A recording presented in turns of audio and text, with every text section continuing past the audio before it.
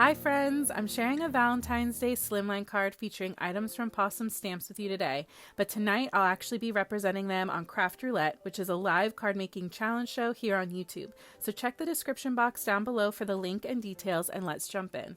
So we're going to be using a few different stamps from the Sweet Cupcakes stamp set, and the cardstock I'm starting out with is a card base, which is 7 inches by 8 inches. We're going to pretend that this pink layer is going to be actually black cardstock, and you'll see why in a little bit, but that measures 3.5 by 8, which is going to be the end size of our card. And the white cardstock that I'm going to be ink blending and heat embossing onto, which is where we're starting our whole project today, that measures 3.25 by 7.75. So that way we have a really nice thin border all the way around. At the end, once we're done all of our ink blending, I do end up trimming it down just a little bit more, but that is at least where I started out my plan. So you can see I took this dangling heart stamp, and I am using some embossing ink, and you can see that there's a little bit of residual ink left over on my stamp. I cleaned the stamp multiple times, and no matter what I did, I could not get that little bit of gray to go away. But because I'm using white embossing powder, it really didn't matter. So I just kept going.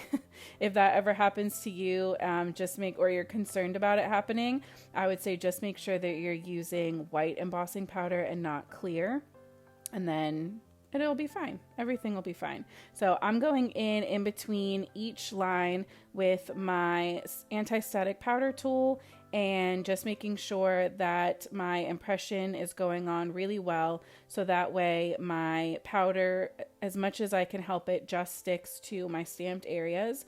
You'll see once I do my ink blending, there's a couple little spots where the white got in some places I wasn't planning, but I was able to cover most of it up with my stamped images at the end, and I really like how it turned out anyway. So I literally just worked my way all the way down the panel, doing one line after the other, and it looks kind of boring now, but once we go in and add these oxide inks, it is going to pop like crazy.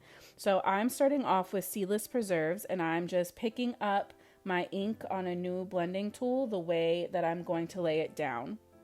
So I'm picking it up in circular motions because I'm going to be laying my product down in circular motions, just like if you're inking up a stamp, you press it up and down because you stamp up and down. So that's something to keep in mind, whether it's for art or makeup or anything like that. Something that I've learned in my life's journey is that you always want to pick up your product the way you're planning to put it down onto your surface. So there's your fun fact for the day.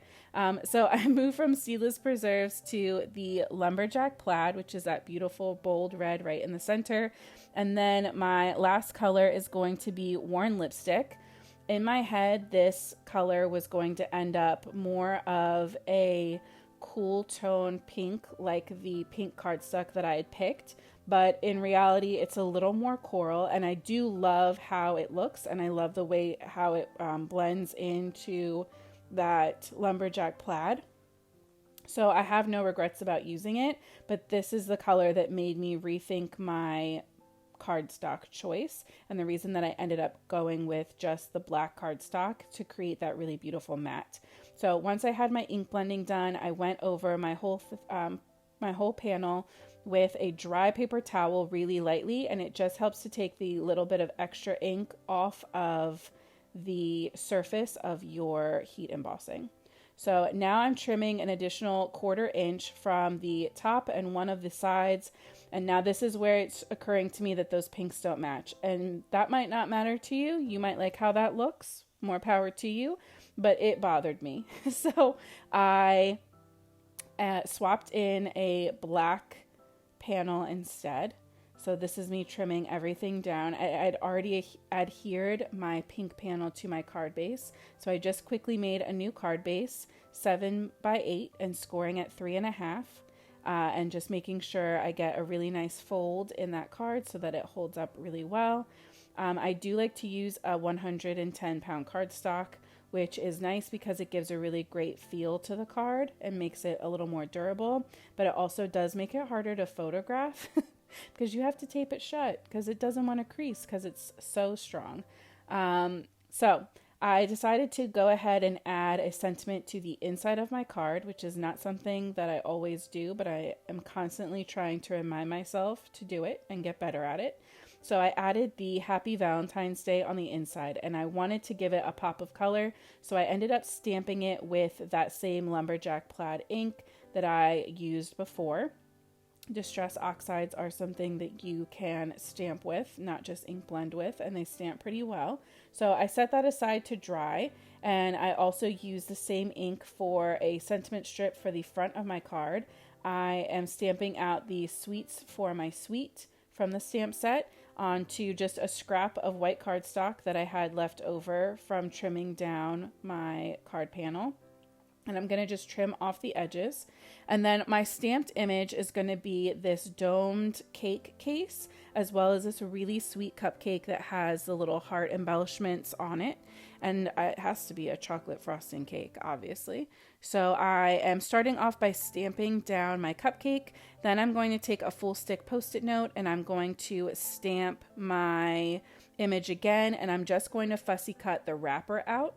I didn't really pay attention to the top part because that dome lid is going to not touch that. I just wanted to make sure that that bottom circle of the dome plate that the cupcake is sitting on would appear to be behind the cupcake. So I masked up the bottom. I'm inking up my stamp with black ink, and then I'm going to stamp off once onto just a piece of printer paper. And then when I go in to put my stamp down that second time, it's going to give me a much softer look, more on the gray side, which is really going to help me sell the fact that this is supposed to be a clear glass case. So to color this up, normally I like to go with like a BG markers, something in the teals, but with the color scheme that I had going on with my ink blending, I decided to try something different and go with some BV markers, and I absolutely love how this turned out. So I went in with the BV01, BV 000, and then BV quadruple 0. And I just think it gives the most beautiful shading. It's still very light. It still helps to play up that translucent feel. And it ties in so beautifully with the purple, red, and pink background. I'm definitely going to be remembering this color combination for glass objects in the future because I really just loved how it turned out. So I like to add a little bit of shading on either side and then definitely under the object that's on the plate. And then my favorite thing to do is adding those little touches to like the little ball at the top, just by adding in that curved C shape and kind of blending it out.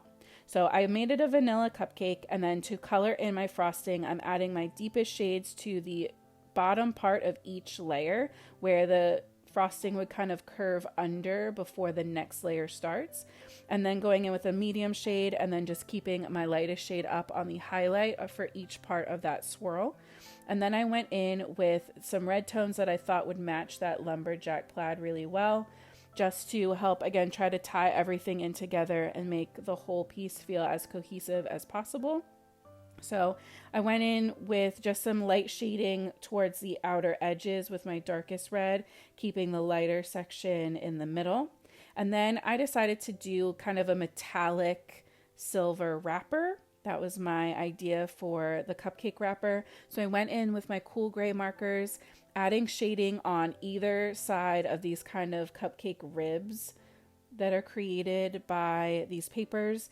And the first time that I did this, I felt like I added too much of my lightest color and it really washed out all of my contrast. So now I'm just going back in with some of the medium marker just really heavily, and then just doing one tiny little flick with the light marker to make sure it's still blended, but that brought back a lot of that contrast that I was missing.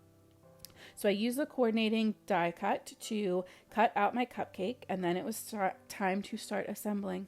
So I used some liquid glue to adhere my ink blended panel down flat, and because that was flat, I wanted to use some really thin foam tape to pop up my cupcake and my sentiment. I also did this because I knew I wanted to bring in some of the peppermint sequin mix. I was torn between Dreamy Days and the peppermint sequin mix, but peppermint won me over. Dreamy Days is a fan favorite of mine, but I just really love the extra red sparkle that the peppermint brought. So I am adding down the cupcake and the dome lid, and you can see I'm being really mindful about where I'm placing it because I did have those little heat emboss speckles that this is now covering up in that area where the pink transitions from the red on my ink blending. And then to add a little bit of height and help spread the love across the card, I added my sentiment up towards the top. Then it was time to go and sprinkle in some sequins. This did take me a little bit of time just to kind of get in the groove of where I wanted everything to go. So I spared you most of the process of me kind of fiddling around with these. And once I was happy with where they were going, I just went in with liquid glue and stuck them down. Nice and easy. I just love adding a little bit of sparkle and shine with these sequin mixes.